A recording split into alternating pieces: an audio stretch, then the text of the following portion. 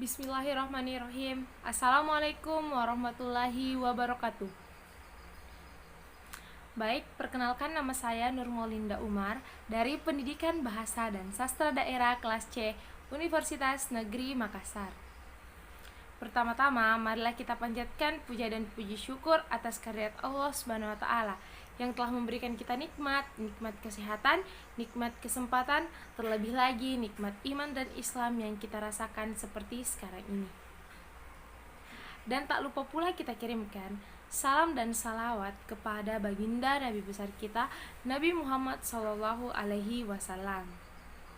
Nah, pada kesempatan kali ini saya akan membawakan materi mengenai kedudukan, bimbingan, dan konseling.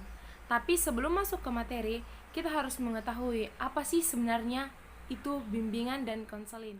Nah, baik, jadi bimbingan dan konseling adalah proses interaksi antara konselor dengan konselin, baik secara langsung maupun tidak langsung, dalam rangka untuk membantu konselin agar dapat mengembangkan potensi dirinya ataupun memecahkan permasalahan yang dialaminya.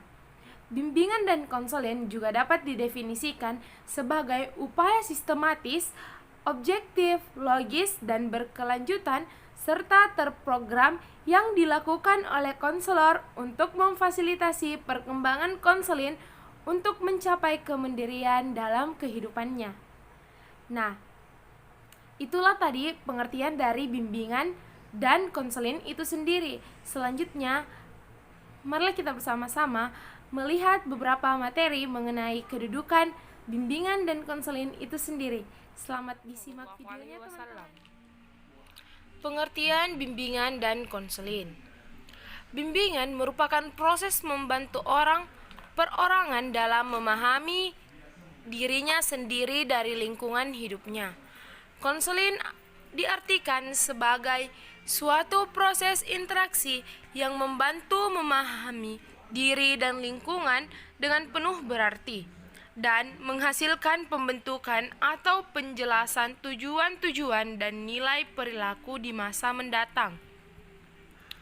Bertumpu pada pengertian di atas, bimbingan dan konseling akan sangat membantu lancarnya proses pembelajaran dalam suatu lembaga pendidikan, apalagi pada masa sekarang ini, di mana para kaum muda sudah banyak sekali mengalami problematika kehidupan. Keadaan seperti ini sangat sekali membutuhkan suatu wadah, bimbingan dan konseling terutama di sekolah, untuk mampu membantu para kaum muda agar ia bisa mengatasi problematika yang ada sehingga ia bisa terus mengembangkan potensi yang dimilikinya secara optimal.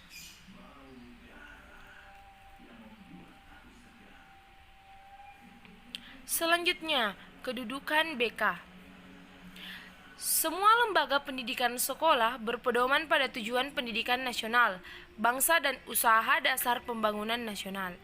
Cita-cita nasional seperti tercantum pada pembukaan Undang-Undang Dasar 1945 ialah melindungi segenap bangsa Indonesia dan seluruh tumpah darah Indonesia, memajukan kesejahteraan umum, mencerdaskan kehidupan bangsa, dan ikut melaksanakan ketertiban dunia yang berdasarkan ketertiban dunia, kemerdekaan, perdamaian abadi, dan keadilan sosial.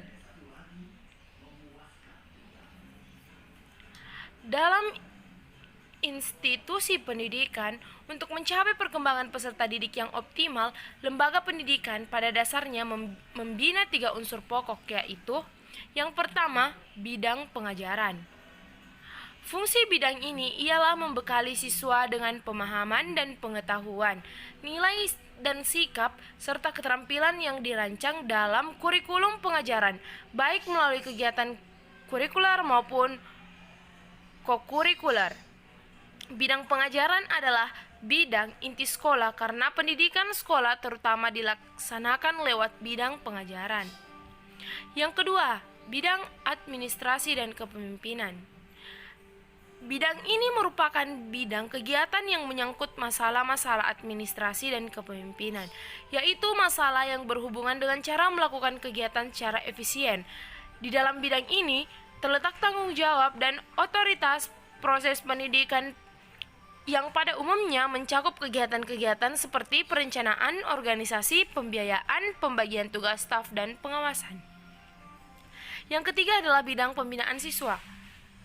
Bidang ini merupakan pelayanan kepada siswa dalam hal-hal yang tidak ditangani dalam rangka program pengajaran, namun diperlukan oleh siswa, serta memberi pelayanan agar peserta didik memperoleh kesejahteraan lahiriah dan batiniah dalam proses pendidikan yang sedang ditempuhnya, sehingga mereka dapat mencapai tujuan yang diharapkan.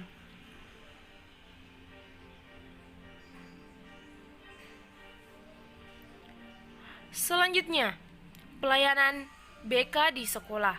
Yang pertama, bimbingan dan konseling adalah pelayanan bantuan untuk peserta didik, baik secara perorangan maupun kelompok, agar mandiri dan bisa berkembang secara optimal.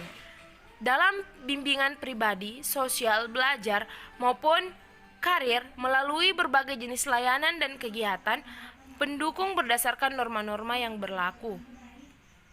Yang kedua, bimbingan dan konseling merupakan upaya proaktif dan sistematik dalam memfasilitasi individu mencapai tingkat perkembangan yang optimal, pengembangan perilaku yang efektif, pengembangan lingkungan, dan peningkatan fungsi atau manfaat individu dalam lingkungannya. Yang ketiga, bimbingan dan konseling merupakan upaya proaktif dan sistematik dalam memfasilitasi individu mencapai tingkat perkembangan yang optimal, pengembangan perilaku yang efektif, mengembangkan lingkungan, dan peningkatan fungsi atau manfaat individu dalam lingkungannya. Selanjutnya, bimbingan dan konseling bukanlah kegiatan pembelajaran dalam konteks adegan mengajar yang layaknya dilakukan guru sebagai pembelajaran bidang studi, melainkan layanan ahli dalam konteks memandirikan peserta didik. Selanjutnya adalah dasar pelaksanaan layanan bimbingan dan konseling di sekolah. Yang pertama, layanan bimbingan dan konseling diharapkan membantu peserta didik dalam pengenalan diri.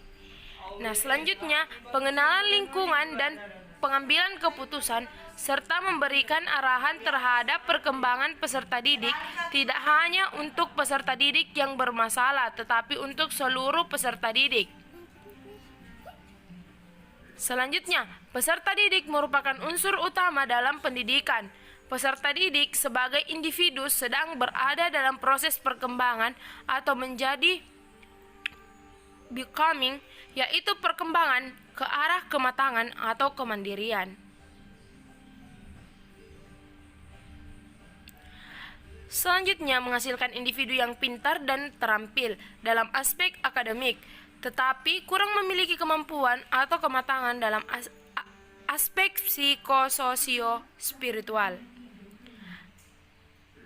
Dan yang terakhir adalah layanan bimbingan dan konseling tidak terbatas pada peserta didik tertentu atau yang perlu dipanggil saja, melainkan untuk seluruh peserta didik.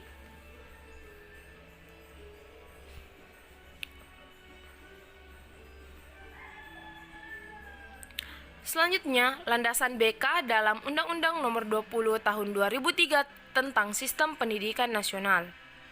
Pasal 3 mengatakan bahwa pendidikan nasional bertujuan untuk berkembangnya potensi peserta didik. Pasal 4 ayat 4 bahwa pendidikan diselenggarakan dengan memberikan keteladanan, membangun kemauan, dan mengembangkan kreativitas peserta didik dalam proses pembelajaran. Pasal 1 butir 6 yang mengemukakan bahwa konselor adalah pendidik.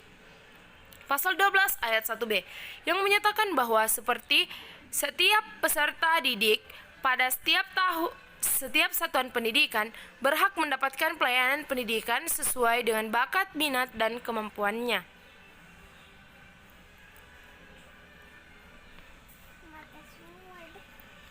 Selanjutnya, pelayanan BK di sekolah. Keterkaitan antara bidang pelayanan, bimbingan, konseling, dan bidang-bidang lainnya. Bidang kurikulum dan pelaksanaan pengajaran. Penyampaian dan pengembangan pengetahuan, keterampilan, sikap, dan kemampuan berkomunikasi peserta didik. Yang ketiga, bidang administrasi atau kepemimpinan. Fungsi berkenaan dan dengan tanggung jawab dan pengambilan kebijakan sehingga bentuk-bentuk kegiatan pengelolaan dan administrasi sekolah seperti perencanaan, pembiayaan, pengadaan dan pengembangan staf, prasarana dan sarana fisik, pengawasan.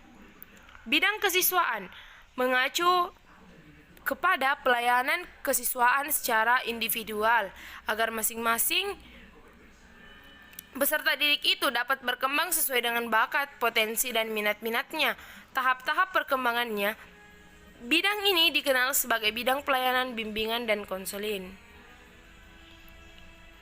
Demikianlah presentasi mengenai kedudukan bimbingan dan konseling dalam sistem pendidikan. Apabila ada kesalahan, mohon dimaafkan. Akhir kata, Assalamualaikum warahmatullahi wabarakatuh.